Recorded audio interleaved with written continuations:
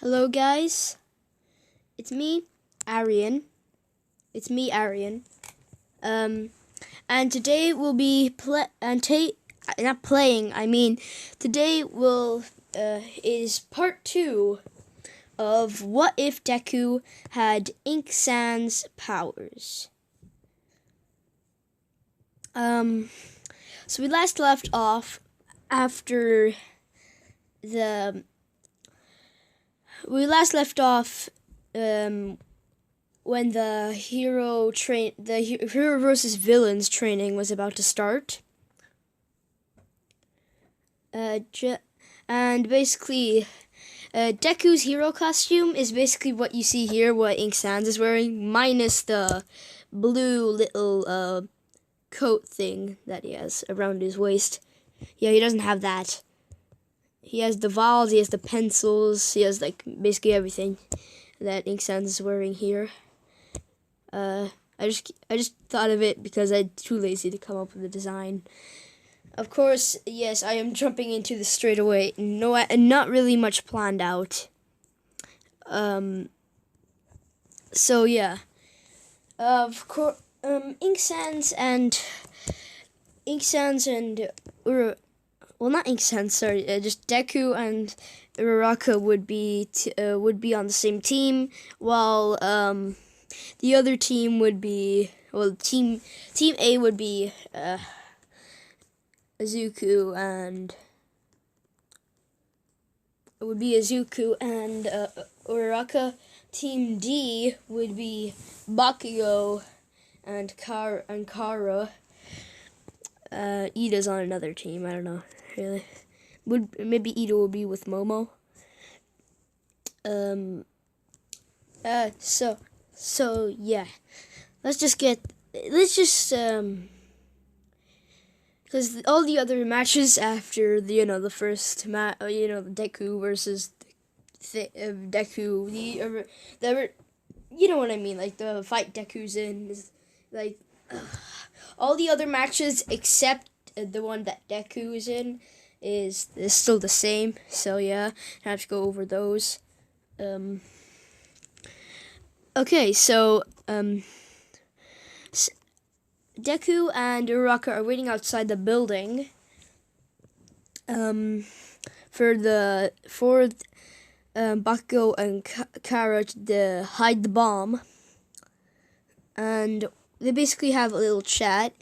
And then when the timer's up, when the 5 minutes is up, they go inside the building. And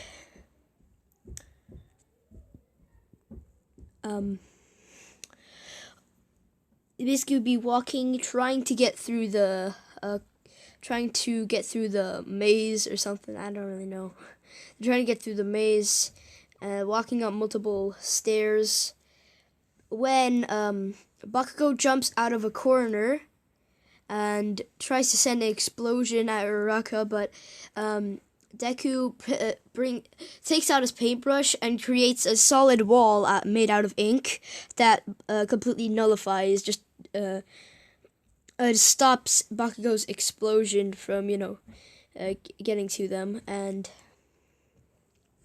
then Bakugo tried to tear down the wall with more explosions, but then Deku jumped over the wall and then jumped behind Bakugo. He jumped behind Bakugo, and then he summoned the Gaster Blaster that fired directly at Bakugo, and then Bakugo would use his explosions to propel himself into the air, and then charge straight at Deku with his explosions while he's in the air. And basically they kept doing the same thing. Then Deku would dodge the explosion, then Deku would summon the Gas Buster again, then Bakugo would jump over it again, and then they would just basically keep doing it until Ink Sans had Deku switches his ink to pink, because you switch paints, and then basically slashes Bakugo 2 times in like a cross shape across his chest, and then he would activate the pink ink, and then it would the ink would turn into chains and capture Bakugo. And so they put the quirk canceling capture tape that they got for the mission, for capturing the villains. And basically they got Bakugo. Now all they need to fight is Kara. So he puts out on the wall protecting Uraraka, and then they go up to the top where they believe the bomb is, and the bomb is up there. Kara sees Uraraka and Deku behind the door, and basically releases a barrage of knives their way, and then Deku would create a wall of ink to stop all the knives that bust through the door. And then he would put the wall down and bash through the door. And actually the door was open. He could see them. He opened the door, and then whatever. He just put up a wall to protect Uraraka from the knives. Then put it down, and then charged directly at Kara. And then Kara summoned his purple knife in his hand, and he tried to fling Deku back using the knife as a baseball bat. But then Deku teleported behind Kara and used his psychic abilities to put Kara against the wall, and then make some blue bones come from where Kara was there, was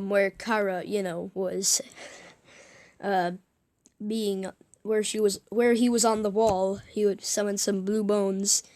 Now Kara can't move, and then Deku touches the bomb, and now the heroes win. Well, I would like to give Uraraka some fighting time, so maybe he tries to distract Kara, but she tries to distract Kara by so Deku Uraraka tries to distract him while Deku teleports behind him and then use the psychic. Yeah, I guess because Uraraka has to have some fighting time. You gotta admit that. And then heroes win. Yeah. Everyone's congratulating Deku on how he was really, really cool, and his quirk was super powerful.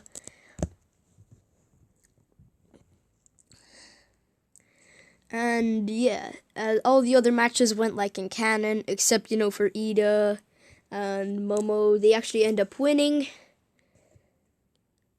And I don't know. I just forget who they were up against, but it doesn't really matter. I don't really know. Just give me a sec. What's next after hero training? I forget. What was it? Oh yeah, the USJ. Basically they're going to the USJ soon after. Deku his uniform wasn't trashed, like in canon, because it was still kind of dirtied up, but the scarf was kind of broken. And that was really broken, because when he was dodging Bakugo's explosion, he caught his cape, and then it got exploded. The scarf thing, whatever. But most of his suit was untouched.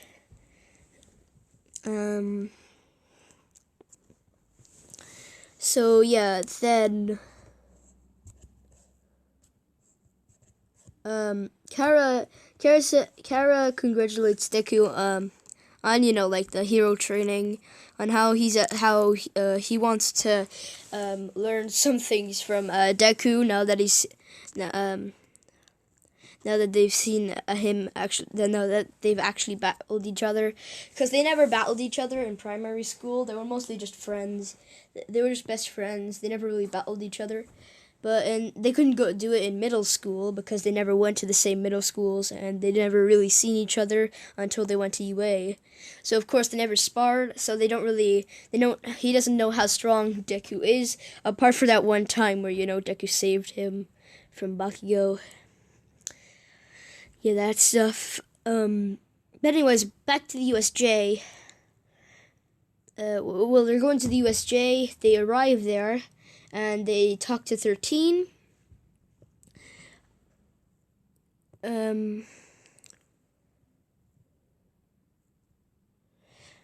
basically a big portal appears, the drill. A bunch of villains start appearing out of the portal, and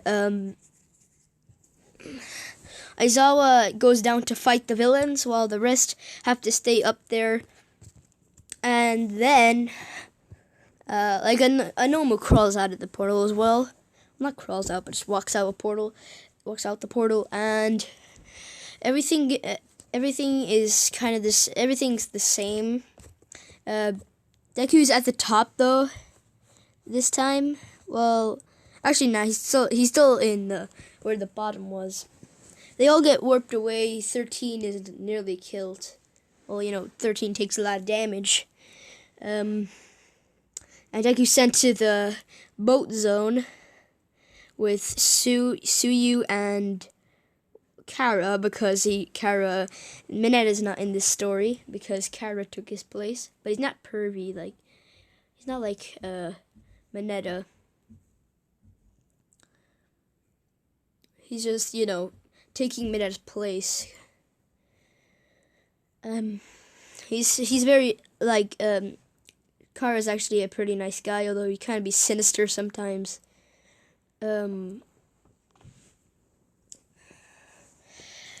Anyways, they're basically stuck on the boat, and the boat starts sinking because one of the villains used their quirk to destroy a part of the boat. And so Deku made a plan on how he could create. He's going to create create him wings made out of ink, and then put them on him, and then he would fly above, and then use his sticky ink and make it jut out of the paintbrush, so he can grab the two and then bring them to the. He would fly over to the surface, and then he can easily just summon some Gaster Blasters and finish them off. And so they both agreed with this plan, and they flew across. Deku creates some wings flying above the two. Then he created some sticky ink that jutted out of his paintbrush. And then it split into two parts, one grabbing Kara, one grabbing Suyu, and then he would fly with them, while carrying them, and then they land on the surface, and then Deku summons a bunch of Gaster Blasters all around the villains, and then fires them all at once, destroying them all. And then while Aizawa's fighting the Nomu, they get over there. Deku teleports and uses his telekinesis on the Nomu, and basically puts him to the floor and makes some blue bones come out of him. But then the Nomu just gets up, not taking some damage from the blue bones, although but of course, the reason why he used the blue bones on Kara is because Kara knew about the blue bones because Deku did tell him about his quirk and stuff like that. So yeah, he's still able to use the blue bones. He knows that Kara knows not to move when he's being hit by blue bones. But anyways, he uses it on the Nomu. It doesn't take any. It does take some damage, but it just regenerates from the damage dealt by the blue bones. It didn't even kill it. And Deku just tried shooting it with a bunch of bones, or just firing a bunch of bones at it, but the Nomu was unfazed. And well, Deku tried summoning Gas Blasters, blasting it, and then it was completely complete. Only the head was left laying on the floor. But then the Nomu regenerated, and while the Nomu was regenerating, Deku used this as a chance to fire some blue bones. I mean, not blue bones. I mean just bones at the Nomu's arms, and the Nomu's arms where where they were going to regenerate, because so basically he did that so he had to focus on regenerating the damage dealt by that bone. And then he kept doing it. He kept firing at the Nomu with the bones, and then the Nomu had to keep recovering from the damage. But then Deku would then fire off like hundreds of Gaster Blasters at the Nomu, finishing it, disintegrating it, turning it to dust. And then Deku passes out and basically is sent to the hospital. He had like he was basically unconscious for maybe 2 days. He was unconscious for a while, not 2 days, but like he was unconscious for maybe 3 hours. And yeah, when everyone's recovering, Aizawa announces that it's time for the UA Sports Festival.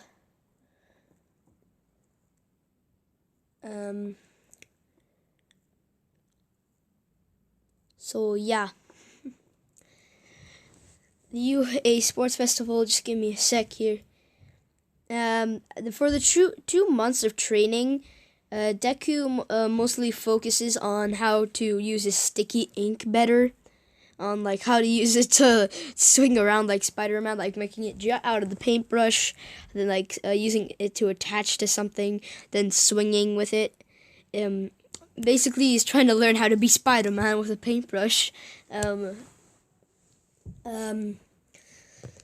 So yeah, he's getting used to using his ink wings a lot more now, and also tries painting structures with his ink much more faster now. So basically, he's just like painting sculptures so he can basically use his paintbrush as fast as he can. And also he also practices with mini paintbrushes like that he creates, so he can basically use multiple paintbrushes to make him more powerful. And anyways, after those 2 weeks of training are done, Kara just mainly focuses on maybe like how to use knives better, and also, he just learns on how to use his knife better, and also how to use the override to its fullest abilities. So he's like been practicing like swapping attacks. Like if he's being pinned down, he can basically he can just swap around the places of people. By like, so if he was being pinned down and his opponent, is like, and his opponent is still standing, then he would like he can use his override button, to whatever, just it just learned how to use the override button a lot more better. Although he's not a god. He's not like Underverse X, Cross Kara. He's not like the OP reality altering one. He's still, Overwrite isn't as OP. It's not going to alter the entire universe, but it can alter some things. It can even alter like some attacks, so we can, it's kind of like Betty's Radnophobia. I forgot what it was called. It's basically where like from Glitch Tale, where she would like swap. She would take control of other people's attacks. So basically, it's kind of like that when you would use the override button. You can like alter people's attack, so it can be like his attack. If you get my drill. Anyways. So the first match is. Oh wait, no, we're not at the tournament yet. Anyways, so everyone's. Azawa just says, put the gym uniforms on. We're going outside to the sports festival, and they do, walking out into the arena, where Midnight announces that the first mini game will be will not be a cavalry battle. It's still the race. But anyways, second was cavalry battle. Okay, so when President Mike says go, everyone starts just running across the path until a bunch of big 0-pointers appear. Deku, instead of running, he hops on a Gaster Blaster and just goes as fast as he can, basically getting behind Bakugo and Shoto. And then Deku, he would basically use multiple Gaster. He would summon multiple Gaster Blasters behind the 0-pointers and just completely destroy them. And then, while people were basically scattering dust all across from the robots, and while people were blinded by the explosion / dust, whatever, he would fly over the explosion, and go, and get first, and is now in first, takes the lead. Bakugo and Shoto tries to go faster. They cross the zip lines. Deku just flies over the zip lines, while Bakugo just uses explosion to get over the zip lines, while Shoto just uses ice to skate across the zip lines. And skate over the lines. Anyways, it's where the minefield is, and Deku just uses the mines to his advantage, as he would jump off the Gaster Blaster, landing on a mine. Since he was right in front of it, it launched him forward. Forward because explosion physics, and he summoned another Gaster Blaster. This time he landed on it backwards. Well, the Gaster Blaster was backwards from the direction he was facing, which was, forward in front of him. And then the Gaster Blaster would fire, giving him a boost of speed to get across the finish line, and he gets first place. And then Bakugo and Shoto, get past him. And then everyone else, I mean, whatever. Everyone else, what? Why you keep doing this? Anyways, a second after that, Uraraka and Kara congratulate Deku on, beating the.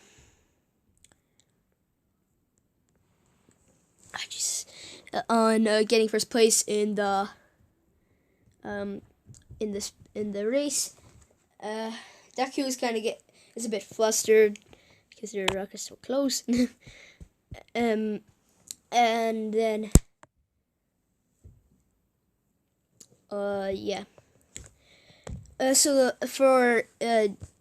So basically, since he got first place, he has 10 million points. He has 10 million points worth of a headband. And everyone's just staring at him. The people who join him are Uraraka, Kara, and let's just say, you still have Tokoyami.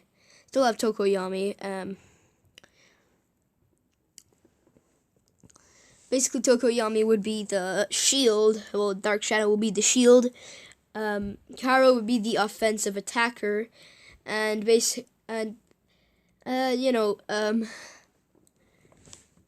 basically,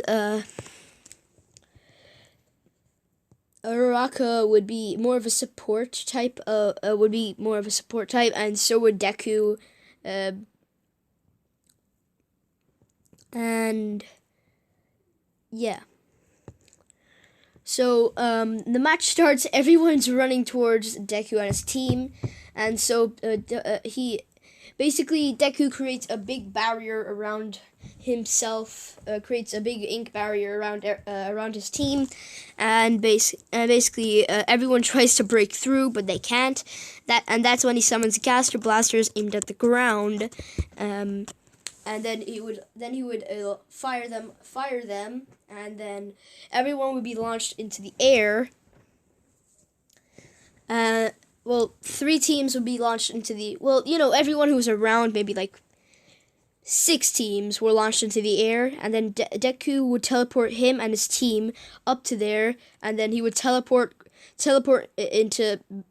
beside each team. Well, not with his own team, but just himself, right beside them. So he would just snatch their headband. He does it so quick that even his own team doesn't even notice. And then basically now he has way more. Because now he has like maybe 17. Well, not 17,000. He would have 16. I just forget the exact number. But whatever. He just got a lot more points now, and everyone's trying to get to him. Well, everyone goes back to the ground. They fall to the ground. Of course, they would not launch that high into the air that it would kill them. It's just they would launch into the air maybe 1 meter into the air. I guess you would say just 1 meter into the air, and then they fall back down to the ground. And Bakugo charges straight at Deku. Well, jumps off of where his team was carrying him, and then uses explosions to propel himself at Deku, and then uses like maybe 50% of his power into an explosion, and Deku would use like the top half with some of the top. Well, no, Dark Shadow would come in and block Bakugo's explosion, but it hurt Dark Shadow a lot. So then Deku retaliated. He would use his sidekick on Bakugo. He would use his sidekick because he's still trying to recover from the 50% explosion. He would use his psychic on Bakugo, sending him to the ground, and then use psychic telekinesis on his headband, and then grab it.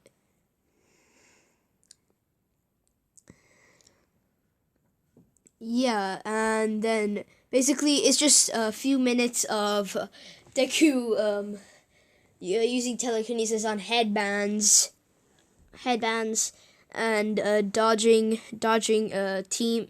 Just basically Dark Shadow being used as a shield, and then Kara, whatever. Just basically dodging and telekinesis on headbands and that's all they really did for maybe and the next few minutes until time was up. And now it is time for the actual part. Now it's time for the exciting part, the tournament. So, yeah. The first match is Deku versus Shinso. Of course, Ijiro or Ojiro, I don't know. The guy with the tail told him about Shinso's quirk on how he brainwashes if you answer his questions and stuff like that, yada yada. Of course, Deku just shuts his mouth the whole time. He even uses his paintbrush to make a bunch of hard ink on his mouth so he wouldn't talk. And then, basically, when the match begins, Shinso starts insulting Deku on saying like, "How your mother must be so disappointed with you." And Deku just gets angry. Doesn't say anything though.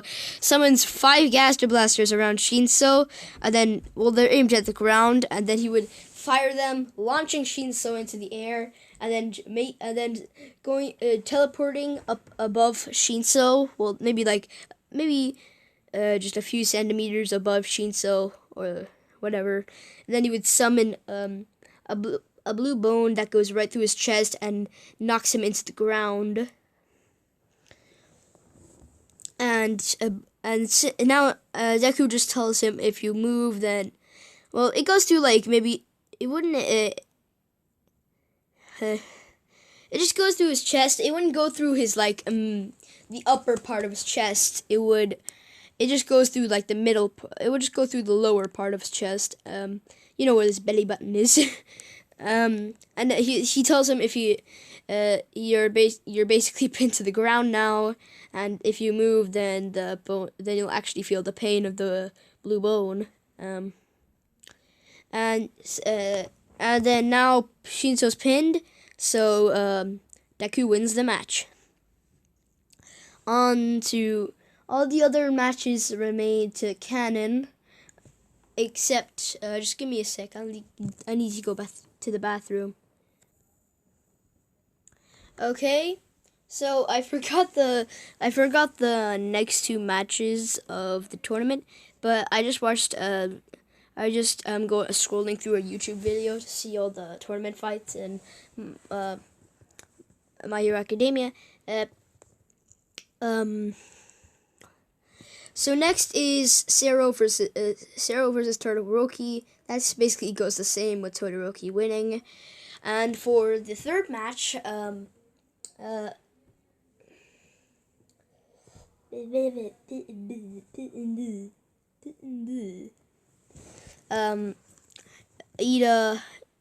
versus Mei Hatsume. I would say that Mei Hatsume maybe didn't make it into the final rounds. I'm just gonna say that because Kara is going to replace Mei Hatsume, and then so basically Ida charges at Kara with the boost, charging at Kara at full speed with his his boosters, and then Kara summons he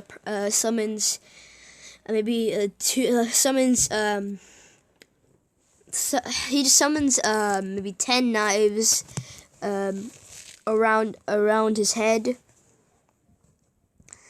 Well, maybe 5, whatever. 5 knives around his head.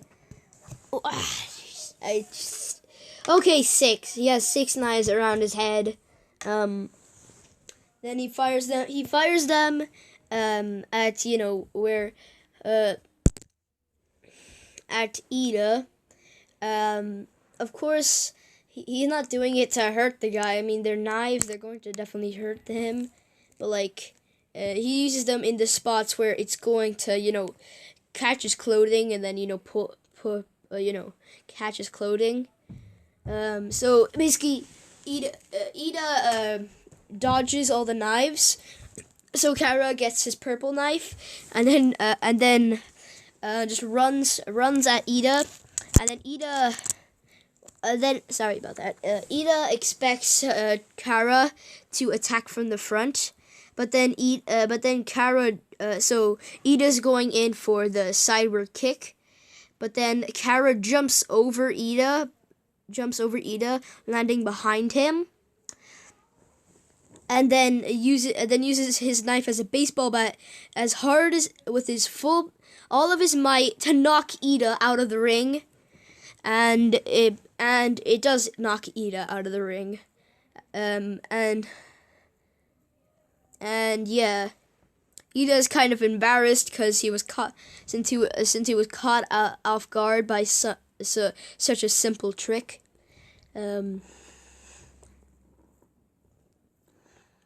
So So yeah, and moving on to the next match. Just give me a sec. I need to see the next match. Wait, just sorry about that. So next 3 matches. What were there? Bakugo versus Uraraka. Well, not in the order. Not whatever. The Bakugo versus Uraraka. That stays the same. So does Mina. Mina versus Aoyama stay the same. Just give me a sec when you see the other match. Oh yeah, for Deku versus Todoroki, Deku wins this time because he's way more powerful than Todoroki. Basically, Todoroki is just launches a bunch of ice at a bunch of ice coming from the ground at Deku to try and trap him. But Deku uses summons a Gaster Blaster in front of him to blast away all the ice, and the beam is about to hit Todoroki when he uses another ice wall to. Well, no, he doesn't use another ice wall. He just gets out of the way, because just remember, Gaster Blasters launch a laser beam that ignores all the physical matter and goes through everything, except maybe maybe rock. If it hits a rock, then it will just cause an explosion. It can be blocked. I guess you could say it can be blocked, but if it comes into contact with humans, it just goes through them. Not violently. It's just like ripping a hole in their chest after the beam is going through their chest. I mean, the beam goes past them and deals damage to them. Yeah, whatever. Todoroki just jumps out because it's a laser. He doesn't feel like it can really be blocked.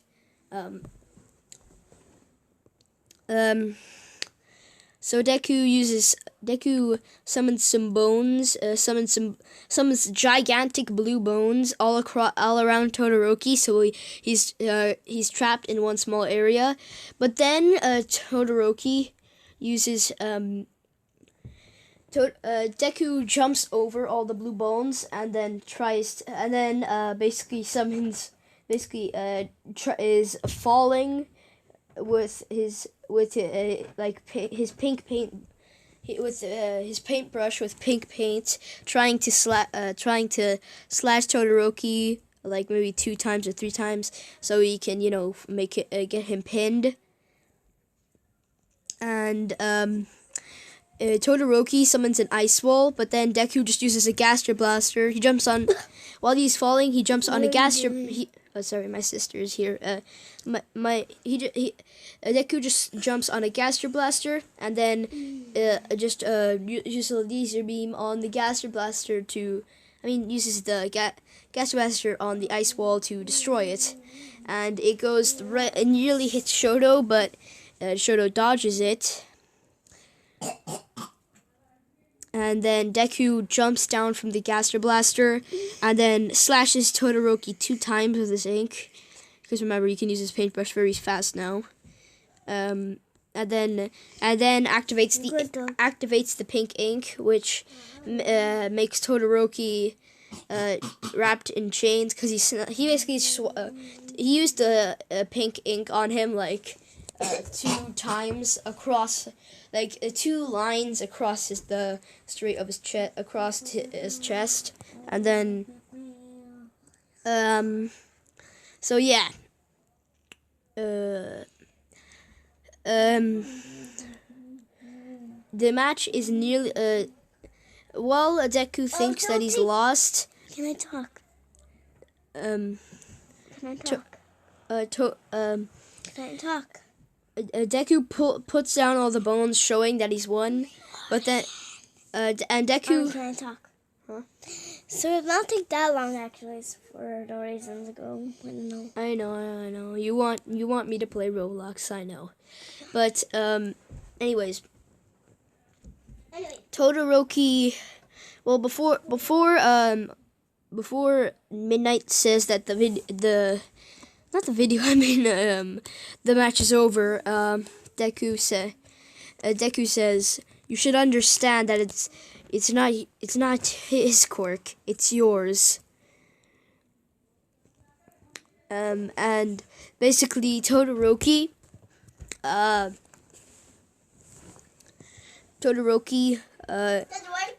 it basically lights up. It was being lit up by his fire, which break the chains, and basically fires a bunch just an inferno at Deku, and Deku did not expect this. And Deku had to teleported behind Shoto, and then uses psychic to pin him to the ground, making blue bones come out of where Shoto was being pinned to. And of course, Deku did see Shoto did see Deku's match against Shinso, so he knows if he moves, if he's been like hit by a blue bone, then he will feel the pain of the bone. Yeah. So yeah. Did you ruin his squad? So yeah. I'll stop you then. Don't listen to Actually, stop. Don't listen to me.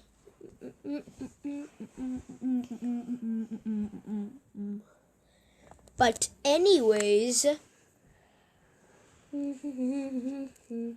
stop, Aisha. Anyways, Deku gets the victory. And